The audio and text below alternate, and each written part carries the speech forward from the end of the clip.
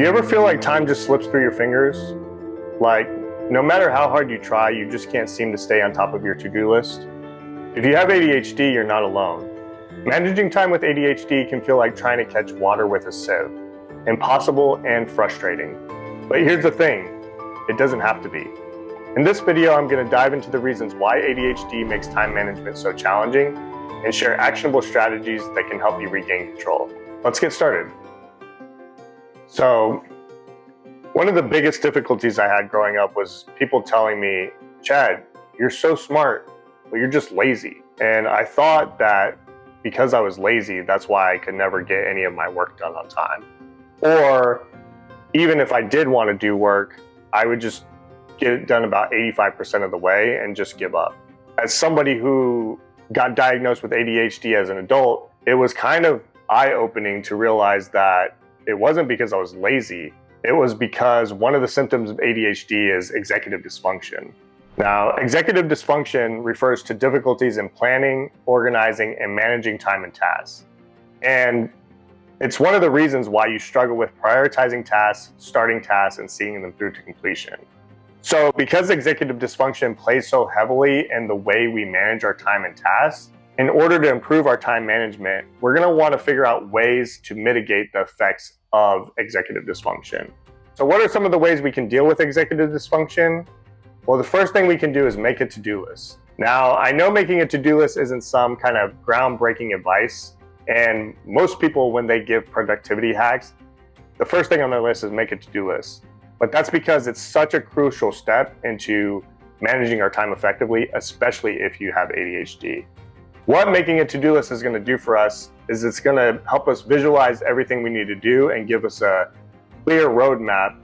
And it's also going to help us to not forget those things that we need to do. One of the things I started doing a few months ago was I actually started carrying one of these field books around. And this way, when I'm out and about, I won't forget the things that I need to do, and I can transfer them to my daily planner later on. So that's a pretty good hack I would recommend. The next thing we can do is break our tasks into smaller steps. So usually when I start writing these things down in my to-do list, I tend to write down tasks that are really large, or they tend to be very vague. And the problem is when I sit down to start working on a task, I get extremely overwhelmed because I have no idea where to start.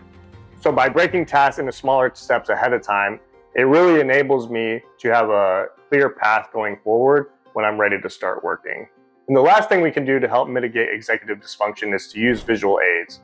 So this is using things like planners, calendars, to-do list apps, anything that's going to help you stay on task or give you a clear picture and help you get started is key. What I do is I usually keep like a little notebook by my desk. That's where I write down my daily calendar, and that's where I write down my to-do list. And then I also use my Apple Calendar, which will give me notifications and reminders whenever I have things due or I have appointments, meetings, things like that. All right, so one of the things I tend to struggle with the most is distractions and impulses. I mean, something as small as having a dog barking in the background or having a message notification pop up while I'm trying to focus will completely pull me out. And sometimes it makes it impossible to get back there. The other issue I have is dealing with impulses that will take me away from the work that I'm supposed to be doing. I mean, I could sit down and tell myself I'm going to watch one YouTube video, but that almost always is going to turn into 4 or 5 videos. Or even the fact that I could have 5 things on my to-do list and I will have the impulse to, instead of focus on one task, jump between all 5 different tasks, which is really just going to have me spinning my wheels and getting nothing done at all. So what are some of the ways we can deal with this distractibility and impulsivity?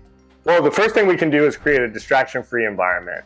One of the things that I like to do is try to keep my office as clean and organized as possible.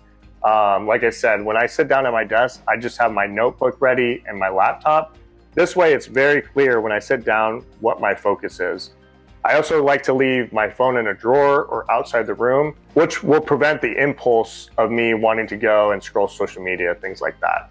Another thing that I did that might seem extreme is I completely disconnected my desktop computer, which is what I use to play video games, and I only work on my laptop. And that adds the extra barrier of having that impulse of wanting to play a video game instead of getting the things that I need to get done. So creating a distraction-free environment is really key to managing your time effectively. The next thing you can do is create a plan for your day. So earlier we talked about creating a to-do list. The next thing in managing your time effectively is realizing that you can only accomplish so many things in one day. And so out of that to-do list that you made, it's picking the top 3 most important things that you need to do and focusing on only doing those 3 things. And really focusing on just one thing at a time, but not doing anything else until you complete all 3 of those tasks. The next thing I would recommend is to use tools. So things like do not disturb mode on your phone or on Slack, that's been a lifesaver for me. The other thing I do now is I carry my noise canceling headphones with me everywhere I go. And I also carry a pair of loop earplugs, which if you've never used loop earplugs before, they are a lifesaver, especially if you're out in a public space. They really help clear out a bunch of background noise, and you would be surprised how incredibly helpful that is. And the last thing I'll mention with dealing with distractions is be upfront with your struggles to the people around you. You know, the people around you, they want you to succeed almost as much as you want to succeed yourself. And you'll be surprised when you let people know about your struggles, how much they are willing to help you and give you the space and time to work without those distractions. All right, so I'm sure we're all familiar with hyperfocus. You know, that super intense feeling where you're just focusing completely on one task and you're kind of blind to everything else around you. Some people would actually say that's the biggest benefit of ADHD, but sometimes hyperfocus can actually be a detriment to your time management.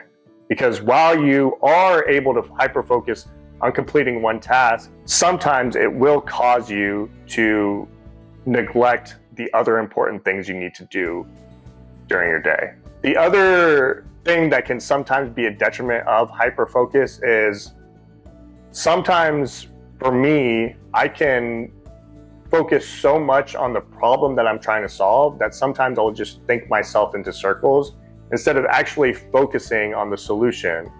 And I've noticed tons of times where if I just give myself a break instead of continuing to hyperfocus, I can come back and I can solve the problem a lot more quickly than I would have if I had just kept staying on the course of my hyperfocus. So what are some of the ways we can make sure that hyperfocus isn't causing us to neglect our other things that we need to do? Well, the first thing we can do is set time limits. So this is going to be basically using alarms or notifications to let you know when it's time to switch activities or take a break. Speaking of breaks, the next thing that is going to help us out is to use breaks wisely. So actually taking time to schedule in breaks for yourself will allow you to come back and refocus with a refreshed mind. And the last thing I'll mention is to balance your tasks out. So earlier I mentioned creating a schedule. What I actually like to do is time block my tasks. So for me, what this looks like is first scheduling any meetings that I need to do. Then I schedule in the times that I need to eat and go to the gym. From there, I go ahead and schedule in my focus time. So I have specific times where I can actually get work done.